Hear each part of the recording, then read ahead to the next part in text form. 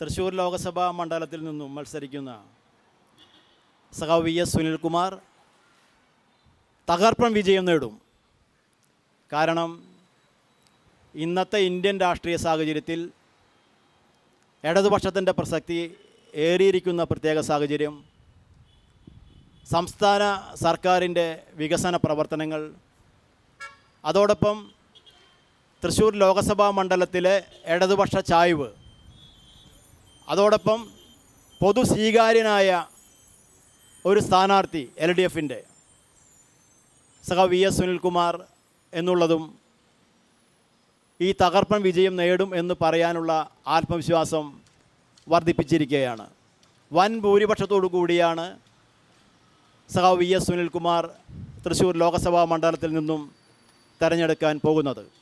നമുക്കറിയാം, നമ്മുടെ ഭരണഘടന വെല്ലുവിളിക്കപ്പെടുന്നു, മതനിരപേക്ഷത വെല്ലുവിളിക്കപ്പെടുന്നു, നമ്മുടെ ഫെഡറലിസം വെല്ലുവിളിക്കപ്പെടുന്നു, നമ്മുടെ അന്വേഷണ ഏജൻസികൾ നിഷ്പക്ഷമാകേണ്ട അന്വേഷണ ഏജൻസികളെ BJPയുടെ കൊട്ടേഷൻ സംഘങ്ങളാക്കി മാറ്റുന്നു.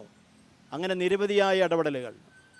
അവിടെ നമ്മുടെ ഭരണഘടനാ സ്ഥാപനങ്ങൾ, ഇന്ത്യയുടെ പ്രസിഡന്റ്, വൈസ് പ്രസിഡന്റ്, ഗവർണർമാർ, അതുപോലെ റിസർവ് ബാങ്കിൻ്റെ ഗവർണർ, അങ്ങനെ തുടങ്ങി ഇലക്ഷൻ കമ്മീഷൻ തുടങ്ങി എല്ലാ മേഖലകളും ഈ രീതിയിൽ രാഷ്ട്രീയവൽക്കരിക്കുകയാണ്, BJPക്ക് അനുകൂലമാക്കുകയാണ്. അതിൻ്റെ നിരവധി ഉദാഹരണങ്ങളാണ് ഇന്നും ഇന്നലെയും ഒക്കെയായി നമ്മുടെ ജില്ലയിൽ ഉൾപ്പെടെ വന്നുകൊണ്ടിരിക്കുന്നത്.